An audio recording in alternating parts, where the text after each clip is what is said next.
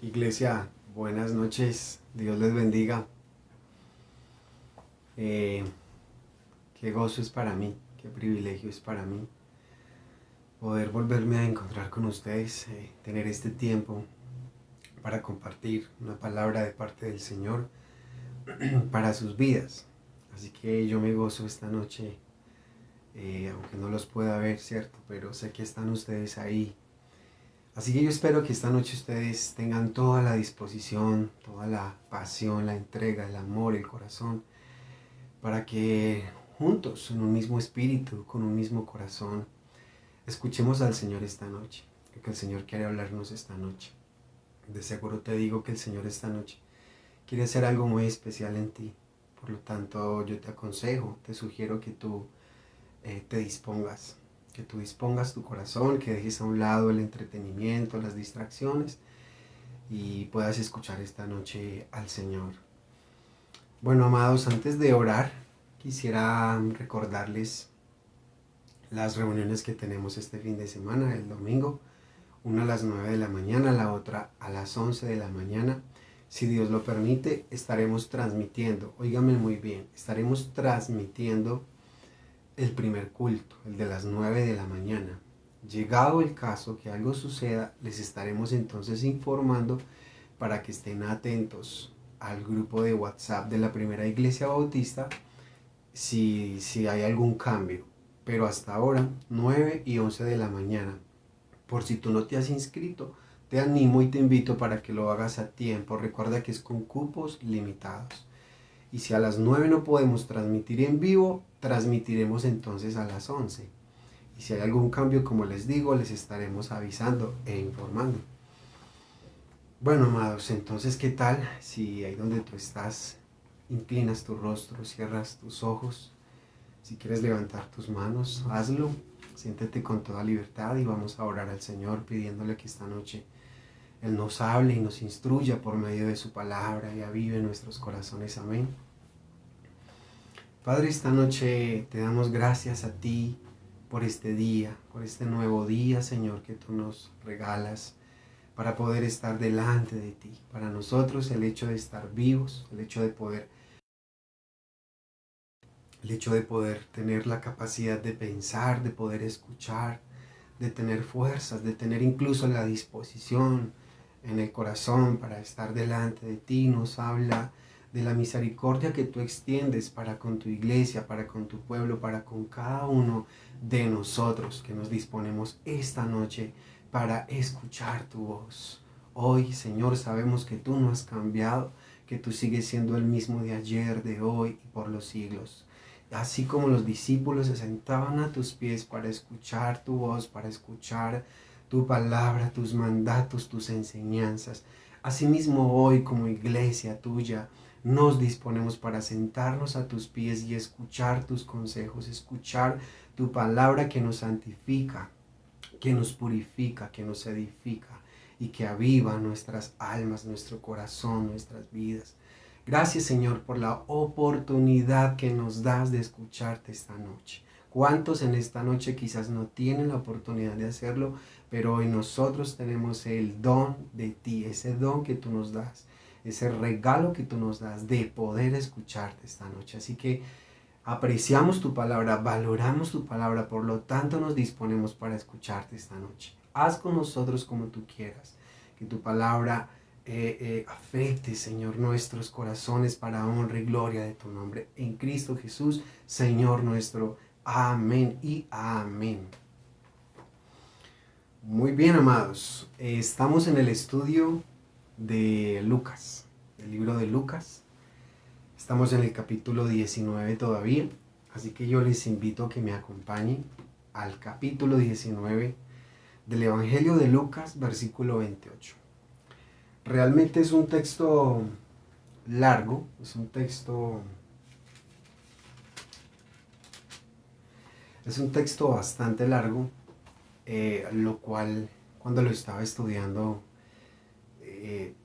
me era imposible pasar de largo, pasar por alto algunos detalles tan específicos y tan especiales que el Señor nos quiere hablar a través de ello.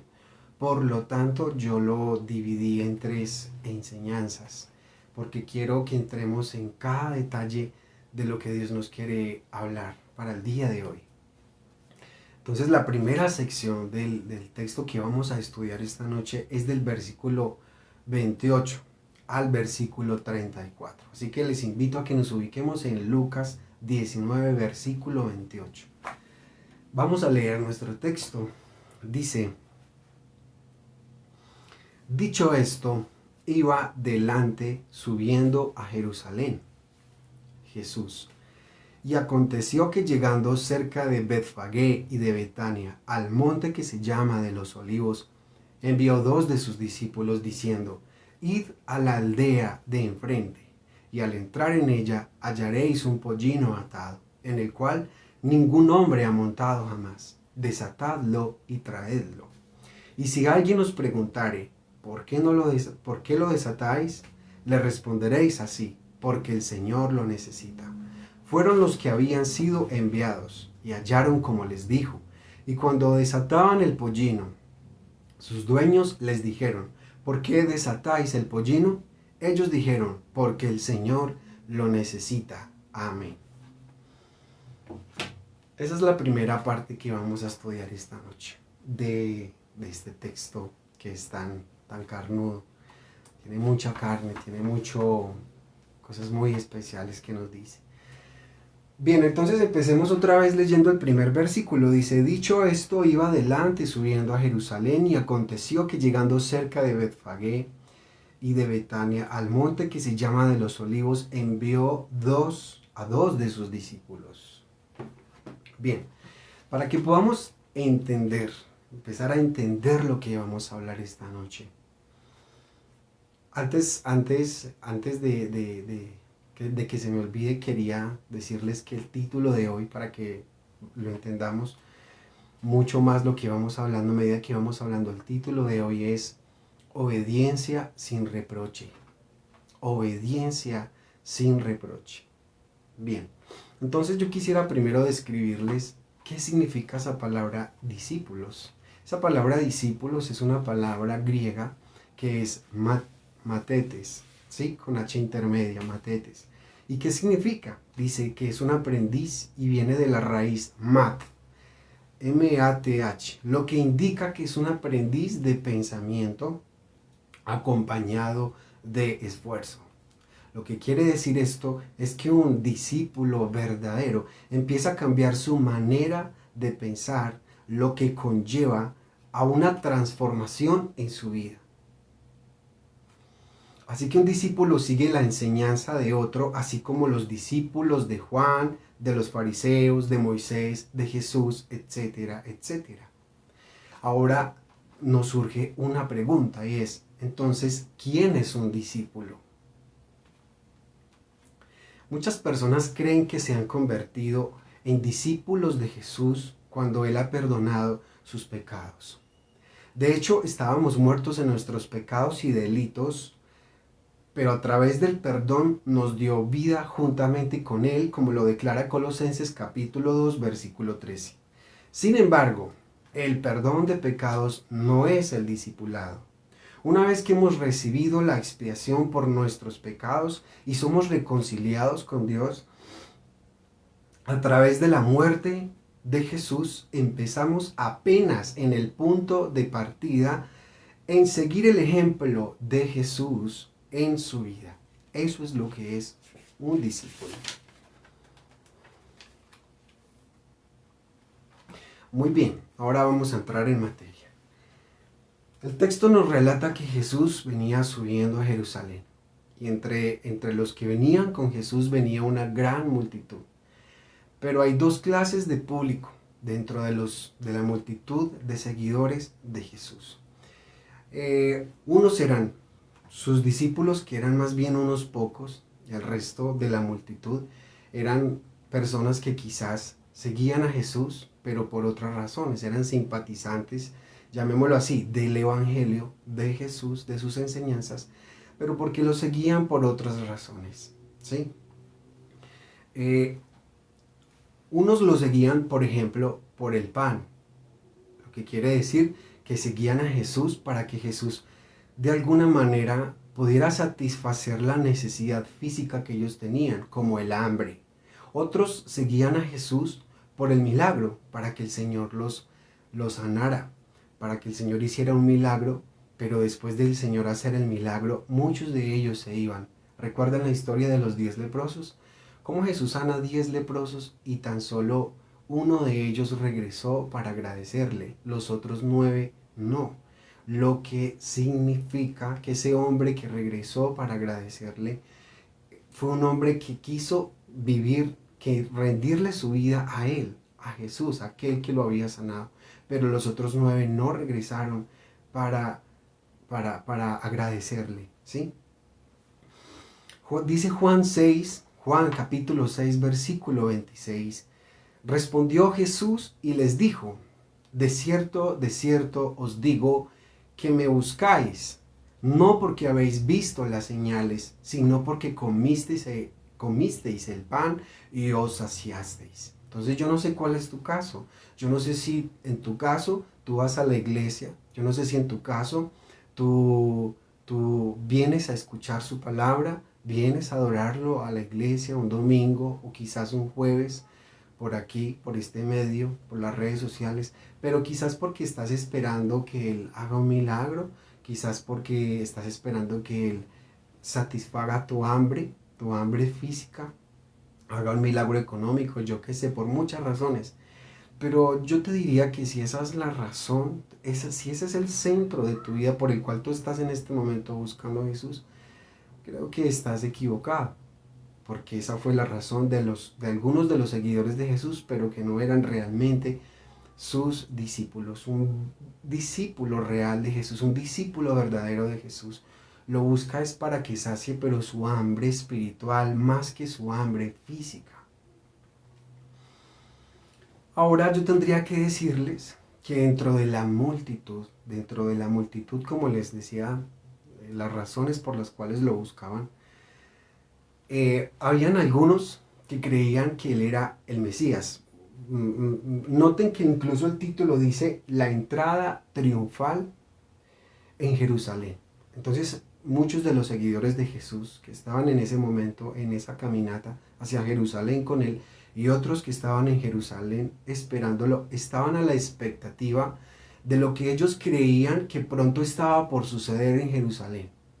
Recuerden que unos capítulos atrás Jesús viene haciendo maravillas, viene haciendo milagros, viene haciendo prodigios, viene haciendo hechos portentosos.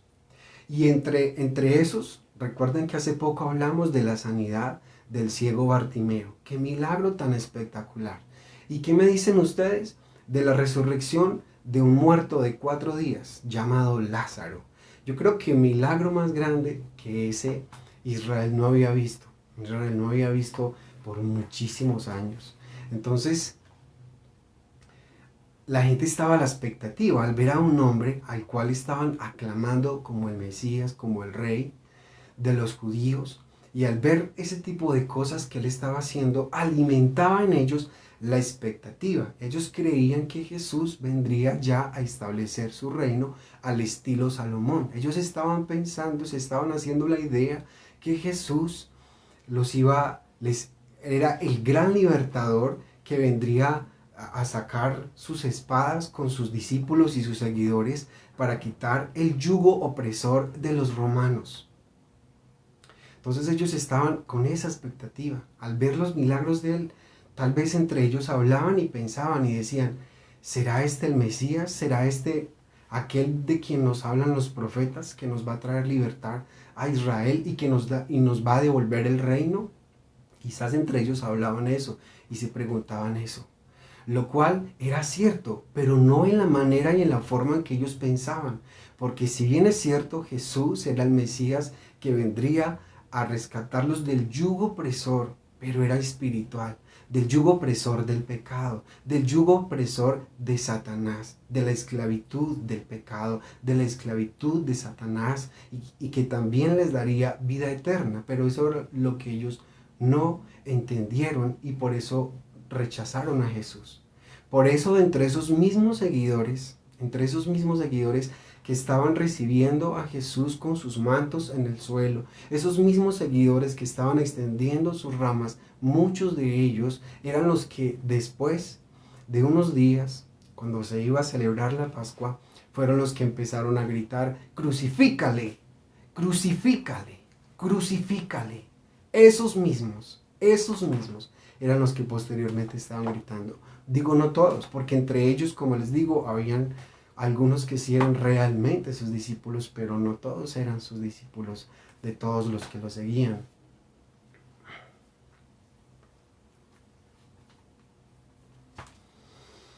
Muy bien, entonces,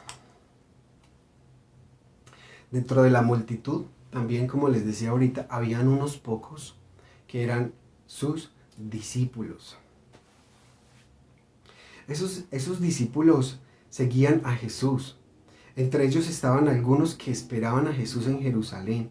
Entre esos discípulos habían sido perfeccionados en la obediencia. Eran hombres que ya venían caminando con Jesús, escuchando sus enseñanzas, escuchando su predicación. Por lo tanto, ellos venían siendo entrenados y perfeccionados en la obediencia. Y esto era lo que los hacía dignos de la confianza de su Señor, como para llevar a cabo el posterior mandato de su Señor.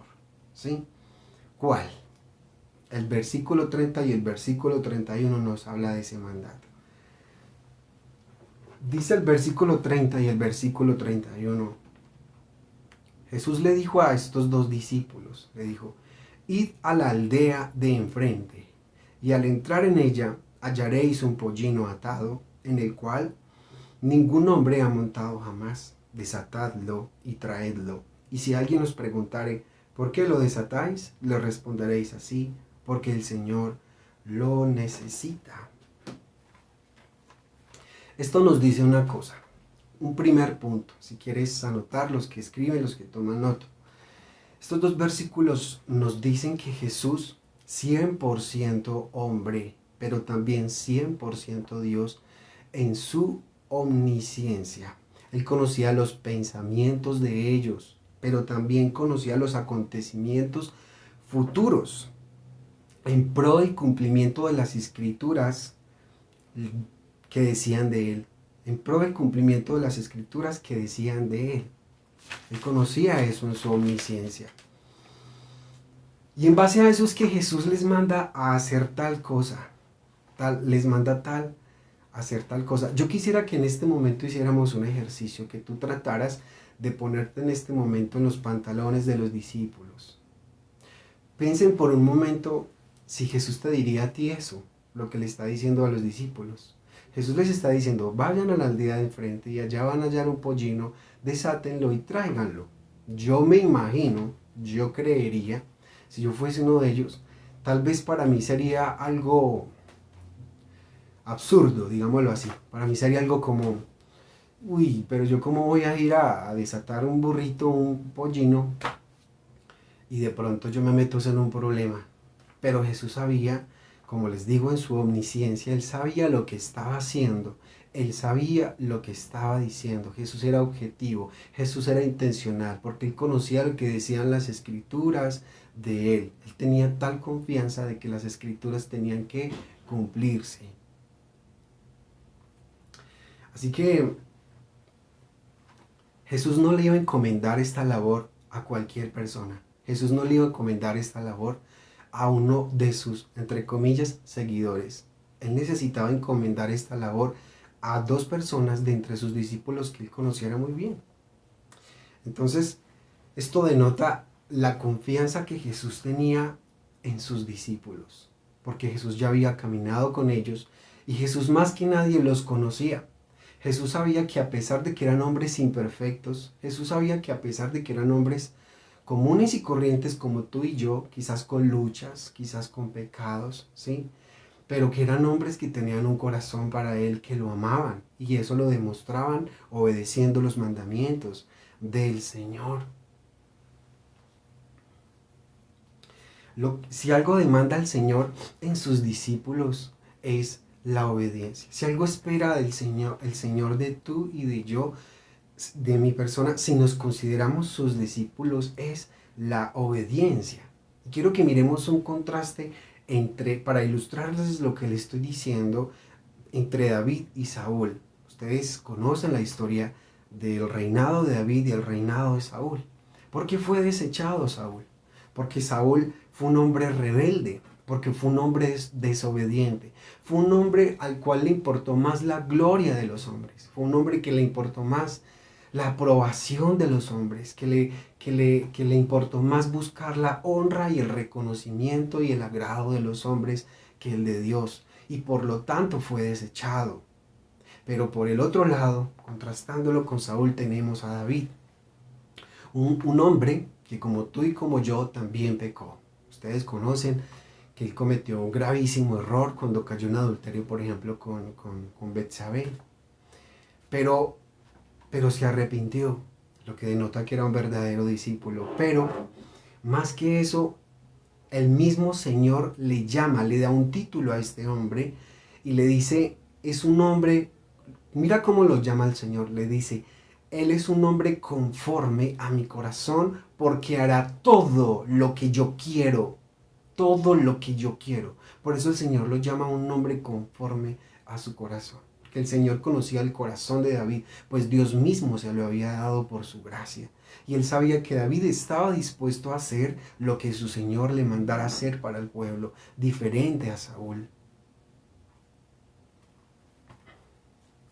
Primera de Samuel, capítulo 15, versículo 22. Mire lo que le dice Samuel a Saúl. Le dice, y Samuel dijo, ¿se complace Jehová tanto en los holocaustos y víctimas como en que se obedezca las palabras de Jehová? Ciertamente el obedecer es mejor que los sacrificios y el prestar atención que la grosura de los carneros. Al Señor le importaba más que su pueblo, que en este caso el rey, le obedeciera más que los sacrificios y los holocaustos. Juan capítulo 8, Evangelio de Juan capítulo 8, versículo 31 nos dice, dijo entonces Jesús a los judíos que habían creído en él, si vosotros permaneciereis en mi palabra, seréis verdaderamente mis discípulos.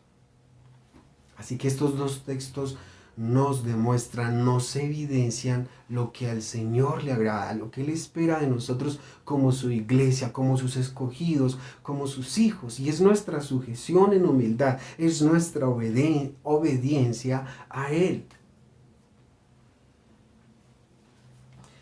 Así que, en resumidas cuentas, como les digo, el primer punto es la confianza que Jesús tenía en sus discípulos porque los conocía.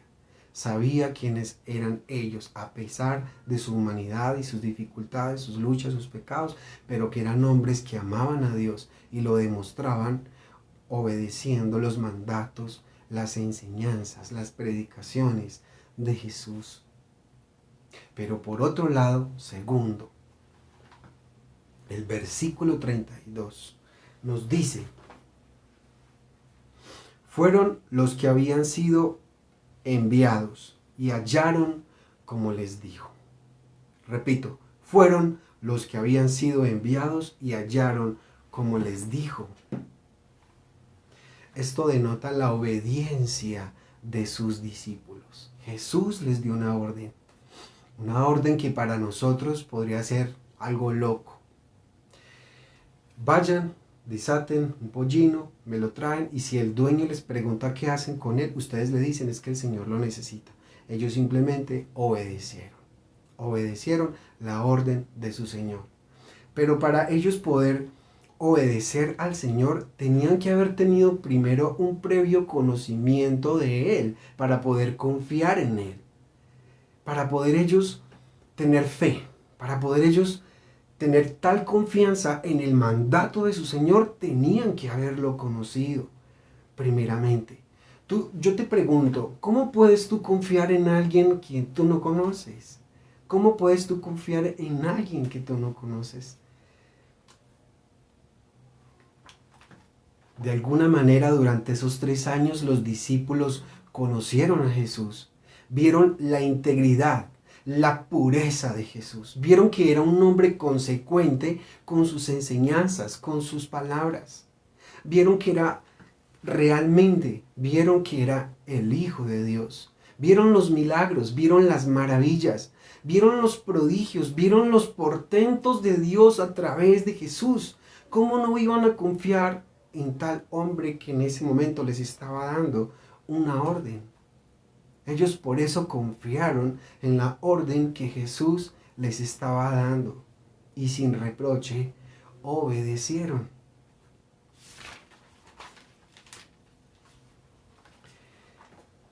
Así que yo les digo a ustedes, entre más nosotros conozcamos a nuestro Dios, entre más nosotros conozcamos a Jesús, entre más nosotros conozcamos a nuestro Señor, para nosotros será mucho más fácil obedecerlo. La causa de la desobediencia de muchos de nosotros es porque no lo conocemos. Si tú te metes con Él, si tú le buscas, si tú le conoces a través de las Escrituras, si tú le buscas y lo conoces a través de la oración, la intimidad, en el secreto de su presencia, de seguro te digo que para ti será fácil obedecerlo. Para ti será más fácil obedecerlo, porque serás perfeccionado cada día, paulatinamente, como estos hombres en la obediencia. Creo que es el tiempo de que nosotros dejemos de cuestionar su voluntad.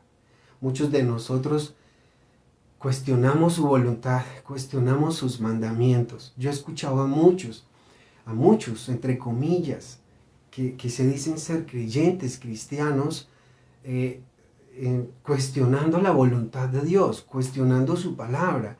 Muchos de ellos después de un tiempo se cansan y dicen, pero ¿por qué yo no puedo hacer esto? ¿Pero por qué yo no puedo hacer lo otro? ¿Pero por qué esto y pero por qué lo otro? Y lo que quieren es sentirse libres de nuevo para hacer lo que ellos quieren, siendo engañados en ese momento por su corazón engañoso y perverso, siendo engañados en ese momento por el pecado, siendo engañados en ese momento por Satanás. Cuestionan a Dios, su palabra, cuestionan su voluntad.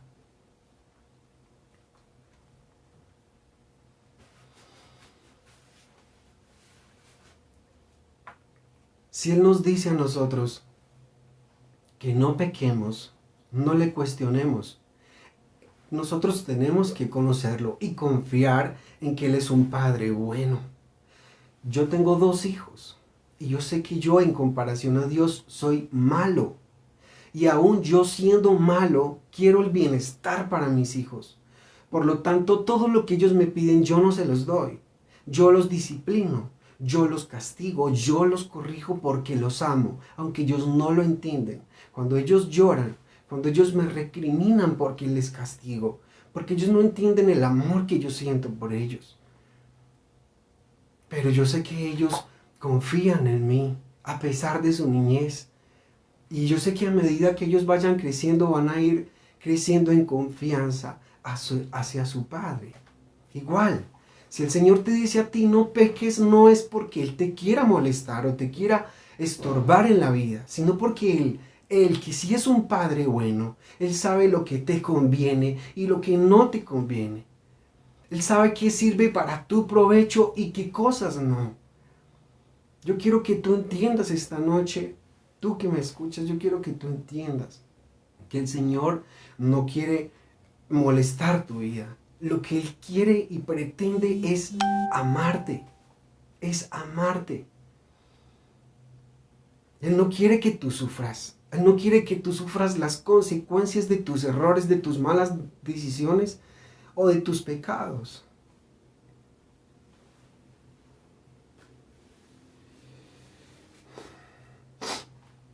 Necesitamos aprender, iglesia, a obedecer al Señor en su palabra. Porque si no aprendemos a obedecer lo básico de su palabra, Si no aprendemos a obedecer lo que su palabra dice que debemos hacer y vivir, mucho menos vamos a ser capaces de obedecer cuando Dios nos diga que hagamos algo, entre comillas, loco.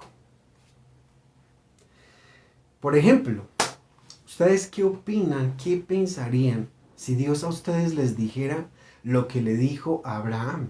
Cuando le dijo, Abraham, vete de tu tierra y de tu parentela a la tierra que yo te mostraré. Noten que para ese momento Dios todavía no le había dicho qué tierra era. Pero Abraham le creyó, Abraham tuvo fe, Abraham tuvo confianza en ese Dios, lo que denota que Abraham conocía a ese Dios. ¿O qué me dicen ustedes cuando posteriormente le dice a Abraham, sacrifícame a tu hijo, a tu único hijo, al de la promesa, a Isaac? Póngase por un momento en los pantalones de Abraham.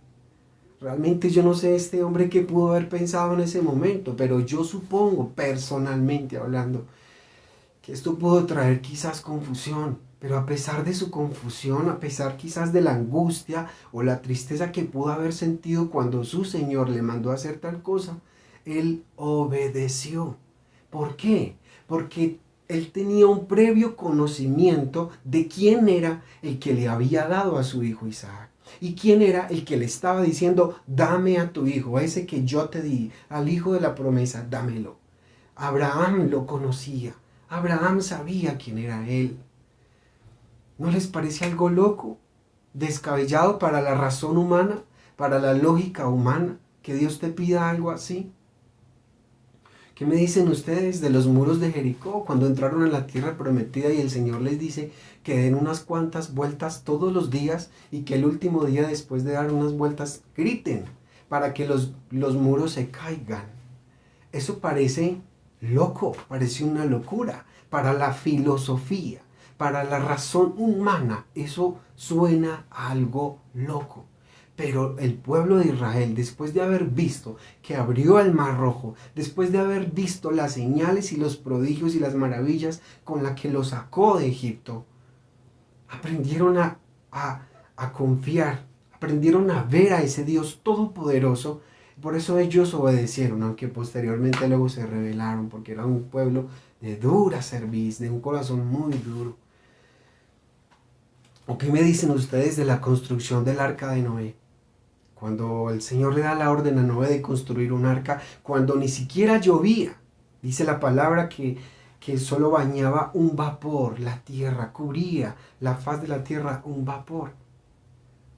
Pero no había llovido, todavía no había descendido agua. Creería yo que la gente de su tiempo lo vio como alguien loco. Y yo creo que para nosotros, si hubiésemos existido en ese tiempo, también hubiera sido algo loco. Así como muchos a nosotros nos dicen locos cuando les hablamos de Jesús y les hablamos de la salvación. Pero Noé conocía a ese Dios y Noé simplemente lo hizo sin reproche. Señor, listo, tú dices que haga esto, yo lo hago. Y por esa fe fue justificado Noé y fue salvado él y su casa, su familia. Se necesita confiar, se necesita conocer a ese Dios para nosotros confiar, para nosotros creerle.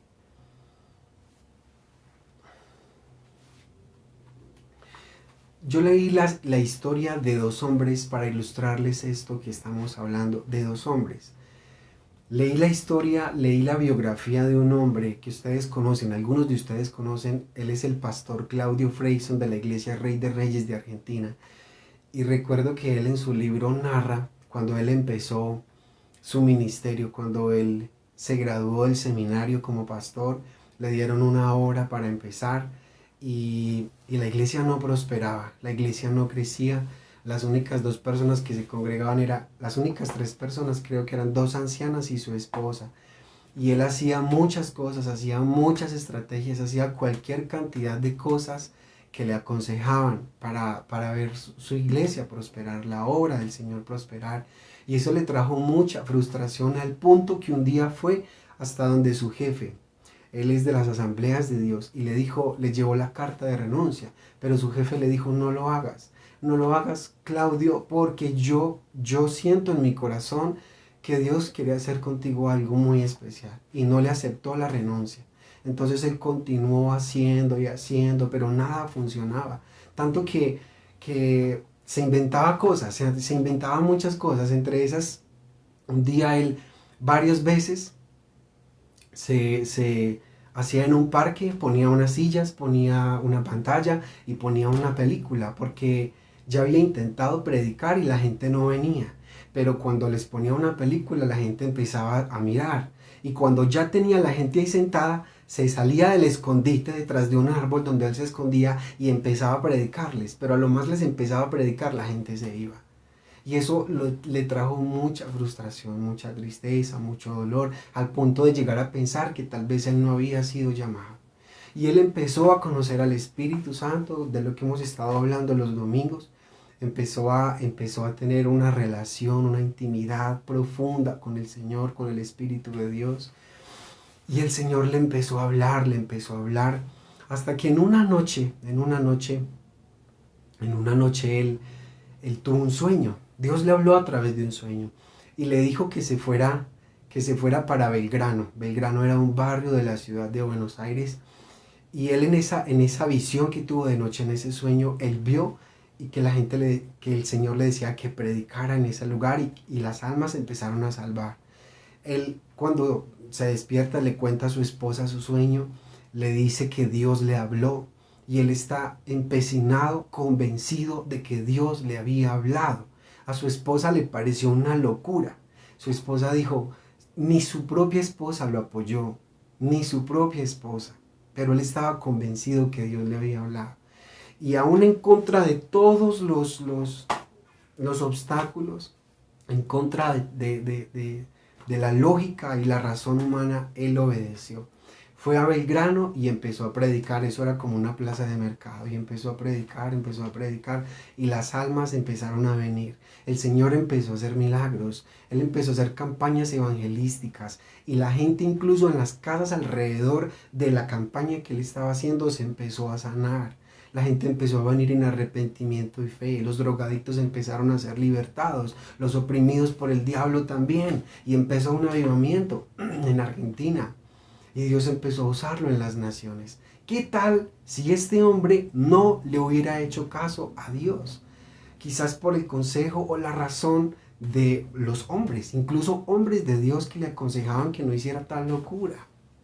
Algo parecido a lo que le pasó también a Dante Gebel. Y el otro hombre al que yo que les quiero contar es de Reinhard Bonnke. No sé cuántos de ustedes han escuchado hablar de este gran evangelista que murió hace un par de años. Un hombre que Dios usó poderosamente en el continente de África. Dios trajo un avivamiento a través de este ministerio muy poderoso en África. Sus campañas eran campañas de 500,000, de 1,000,000 y hasta de 2,000,000 y 3,000,000 de personas en Nigeria. Ahí en YouTube ustedes lo pueden ver, para que vean que lo que les digo no es cuento. Un hombre alemán, y él llegó a África bajo una red de misioneros, sumiso a una red de misioneros. Cuando estaba allí, ellos tenían una forma, unas características, una forma de evangelizar, y todos tenían que tener esa forma. Y la forma era que ellos predicaban de casa en casa, de persona en persona. Pero entonces él se sentía muy frustrado porque él veía que no había respuesta en la gente, y él comenzó a buscar al Señor, hasta que el Señor también en un sueño le habló y le mostró en un mapa mundi, le mostró el continente de África siendo bañado por la sangre de Cristo. Cuando él se despierta, le cuenta a su esposa, y luego va a donde sus jefes y les dice que por qué no hacen, les propone que por qué no hacen una campaña masiva evangelística. Pero ellos le dijeron que no. Y él insistió tanto al punto que sus jefes le dijeron, si tú quieres hacerlo, hazlo solo, pero con nosotros no cuentes. Y él le entró una angustia, al punto que él se fue a orar. Creo que toda una noche o fue todo un día, no lo recuerdo bien, pero él oró y oró y oró, buscando en el Señor una respuesta, porque no sabía qué hacer. Él se sentía muy confundido, hasta que el Señor le habló y le dijo, ¿a quién vas a obedecer? ¿A mí o a los hombres? y él tuvo que tomar la difícil decisión de renunciar a esa red de misioneros. Estos hombres, incluso cuando él hizo eso, hablaron mal de él, le dieron la espalda, pero por él haberle hecho caso al Señor, el Señor lo empezó a usar poderosamente. Luego viajó a una ciudad de un país en África, que no recuerdo bien cómo se llama, creo que era la ciudad del Cabo, si no estoy mal. El caso es que él pasa al lado de un estadio y el Señor le dice, renta este estadio y predica mi palabra. Él rentó el estadio y con mucho esfuerzo, porque le tocó incluso que andar iglesias para pedir apoyo de pastores que muchos no lo apoyaron porque ni siquiera sabía quién era él. Muchos pensaban de él, ¿quién es este man? ¿Quién es este hombre que viene a pedirnos apoyo y ayuda para hacer una campaña evangelística? Sin embargo, contra todo pronóstico, él le creyó a Dios. Es algo muy loco, muy loco. Dios le dijo, renta este estadio. Y él no era ningún evangelista famoso, él no era un hombre de milagros, no. Él simplemente obedeció. Y él rentó una parte del estadio, una parte del estadio. La primera noche que empezó, predicó. ¿Saben cuántas personas fueron? Menos de 100 personas, poquitas. A lo cual lo llevó a pensar y a preguntarse, a frustrarse, pensar, ¿será que Dios sí me habló? ¿Será que Dios sí me habló? El caso es que la segunda noche, él quiso tirar la toalla, y más con la deuda que había tenido por rentar al estadio. Él quiso tirar la toalla, pero el Señor le dijo, persiste, continúa. Y a la segunda noche, él predica. Y mientras está predicando, sin haber orado por los enfermos, escuchó a una mujer que gritó. Y esos gritos eran tan tremendos que interrumpió su predicación. Y cuando fue a mirar qué estaba sucediendo, era una mujer que, si no estoy mal, era cuadraplégica, que la habían llevado y el Señor la había sanado. No recuerdo si era paralítica o cuadraplégica, pero fue un milagro muy visto, fue un milagro sorprendente, un milagro que todo el mundo pudo ver.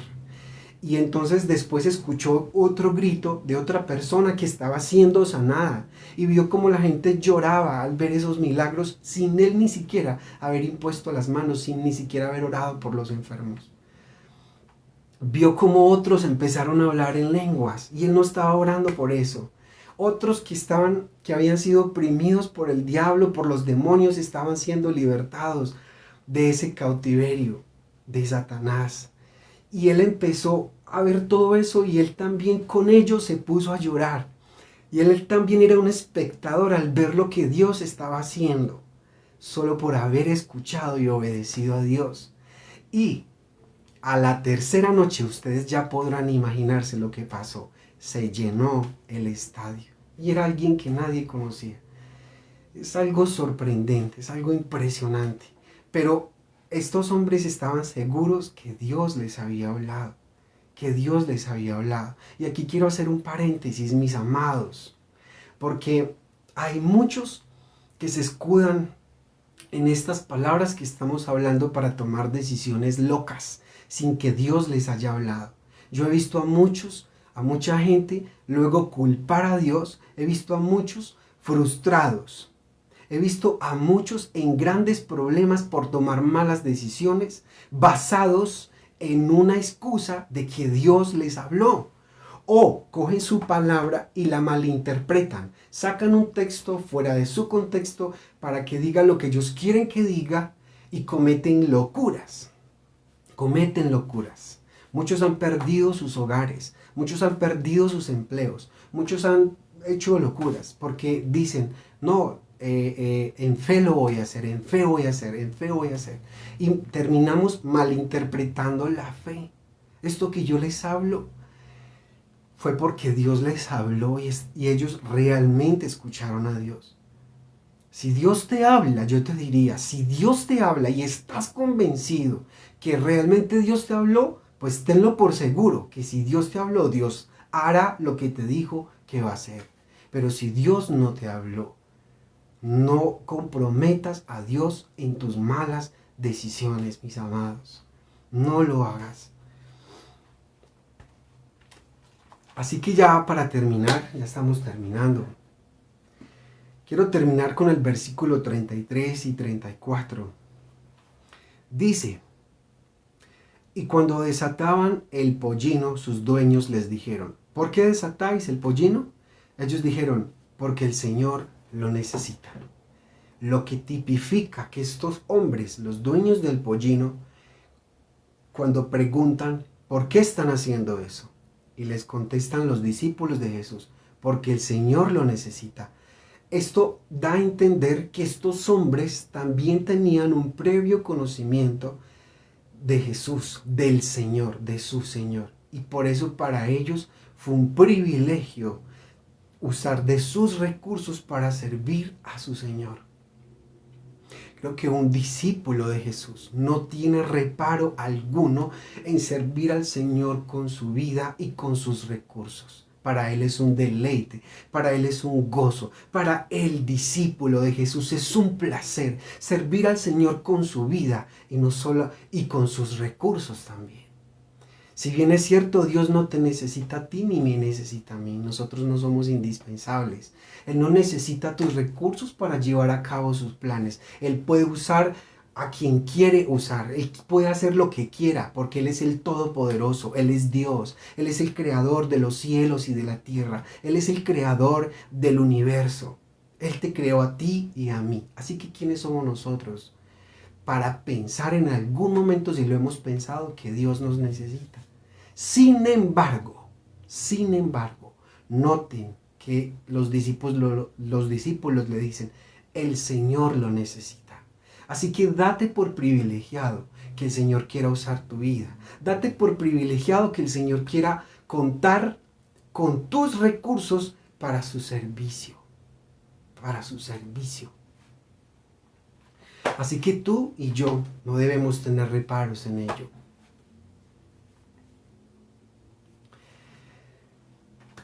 Así que en pocas palabras, ya para concluir, mis amados, hay dos cosas, en resumidas cuentas. Una, Jesús conoce a sus discípulos y a medida que tú le conoces, Jesús confía en ti, el Señor confía en ti y Él te entrega responsabilidades. Él te entrega más de su unción, más de su presencia. A medida que Él ve que tú eres fiel en lo poco, a medida que Él ve que tú le respondes con fidelidad, con obediencia, a medida que Él ve que tú estás dispuesto, que tú te rindes, que tú aprendes a depender de Él y su presencia, Él te da más de su unción, Él te da más de su presencia, Él te da más de su poder. Y posteriormente podría llegar a usarte como lo hizo con Esteban, y creo que Él lo quiere hacer. Pero tú necesitas rendirle tu vida a Él en obediencia. Y dos, tú necesitas conocer al Señor para que tú confíes en Él. Para que cuando llegue el día que Él te diga: haz esto o haz lo otro, tú no tengas reparos en hacerlo. Para que cuando tú vayas a la palabra de Dios y cuando tú leas sus mandamientos, que son puros, que son perfectos para ti, que cuando tú leas en su palabra esos mandatos, tú tengas la humildad, la nobleza y el corazón para decirle: sí, Señor, amén, yo estoy dispuesto a obedecerte. Eso es lo que el Señor quiere hablarte esta noche. Así que, ¿qué tal si ahí donde tú estás, cierras tus ojos y oramos al Señor para darle gracias a Dios por su palabra preciosa, por lo que Él hace en nuestros corazones esta noche? Amén. Si quieres, levanta tus manos, si quieres, inclina tu rostro, como te sientas más cómodo, o si puedes arrodillarte ahí en tu casa, hazlo. Pero siéntete en toda la libertad. Dios está ahí contigo, Dios está aquí conmigo, y es algo muy personal, así que habla tú con Él en este momento. Señor, esta noche queremos darte gracias a ti por tu palabra. Gracias, gracias Espíritu Santo por hablarnos. Gracias por pastorearnos, gracias por hablarnos tus mandatos, gracias por instruirnos en justicia. Gracias, Señor, por levantarnos en esta noche a través de la enseñanza y la predicación de tu palabra, Señor. Muchas gracias por avivar nuestros corazones y levantar nuestras vidas esta noche. Nosotros esta noche queremos pedirte, Señor, que por tu gracia tú nos des un corazón humilde, un corazón noble para obedecerte, para saber escuchar tu voz a través de la lectura, a través del estudio de tu palabra o a través de la predicación de tu palabra, y que nosotros podamos obedecerte sin reparo alguno. Danos un corazón como el que le diste a Moisés, un corazón como el que le diste a Abraham, un corazón como el que le diste a David, un corazón como el tuyo, Jesús. Tú eres el perfecto ejemplo, tú eres nuestro mayor modelo a seguir, tú eres el camino, Señor, y a ti te queremos seguir, te queremos mirar a ti y seguir ese camino. Así que te pedimos, Señor, que tú nos ilumines con tu gracia y nos des la gracia para obedecerte. Si hay alguien, Señor, en esta noche que quizás se siente confrontado con la palabra y se da cuenta que quizás no es un discípulo y que simplemente ha sido un simpatizante del Evangelio, esta, Señor, es la noche, la oportunidad que tú has preparado para esa persona.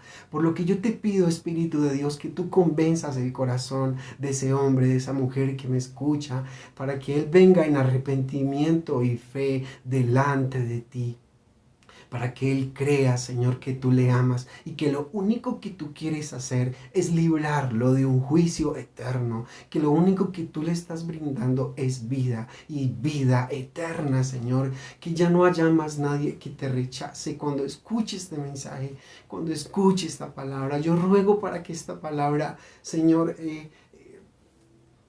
haga un efecto en nuestros corazones, que tu palabra inquiete nuestros corazones, Señor, al punto de que tú obres milagros esta noche en cada corazón, en cada vida. Trae en este momento transformación. Haz milagros ahora mismo en cada corazón. Transforma las vidas, transfórmalos, Señor. Aviva a tu pueblo, aviva a tu iglesia esta noche y toca a aquellos que están escuchando el Evangelio por primera vez, para que vengan en arrepentimiento y fe y se conviertan en tus discípulos, en tus seguidores, Señor. Te lo pedimos en el nombre de Jesús. Perfecciónanos en obediencia, como lo hiciste con tus discípulos. Perfecciónanos en obediencia, Señor.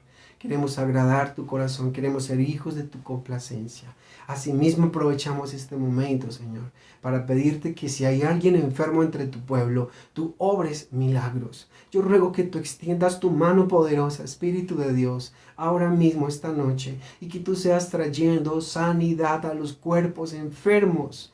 Haz milagros esta noche, Señor. Si hay alguien que está enfermo esta noche, que ponga su fe en ti, Jesús, su fe en ti, en tu poder, que tú lo puedes hacer. Así que yo te ruego que tú testifiques, extendiendo tu mano poderosa y haciendo milagros en medio de tu iglesia y de tu pueblo. Asimismo te pido también que abras puertas de empleo a alguien que lo necesite, a alguien que esté pidiendo a ti un empleo. Señor, sé tú abriendo las ventanas de los cielos y derramando bendición sobre tu iglesia y sobre tu pueblo. Que no falte tu provisión, Señor, porque no hay justo desamparado ni sus hijos que mendiguen pan, dice tu palabra. Esa es nuestra confianza esta noche, porque sabemos en quién hemos creído, sabemos en quién confiamos y en quién hemos confiado.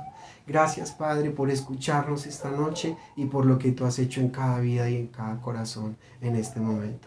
Gracias, Jesús, y gracias, Espíritu Santo. Bendito seas. Amén y amén. Muy bien, amados, hemos llegado al final. Que el Señor les continúe bendiciendo. Esperamos entonces vernos el próximo domingo, si Dios lo permite, 9 de la mañana o 11 de la mañana, y los que no puedan asistir, recuerden que les estaremos avisando entonces si es a las 9 de la mañana en vivo por YouTube, y si no a las 11, o si hay algún cambio les estaremos informando. Muchas gracias por su disposición, que Dios les guarde este resto de semana y les bendiga poderosamente. Adiós, bendiciones.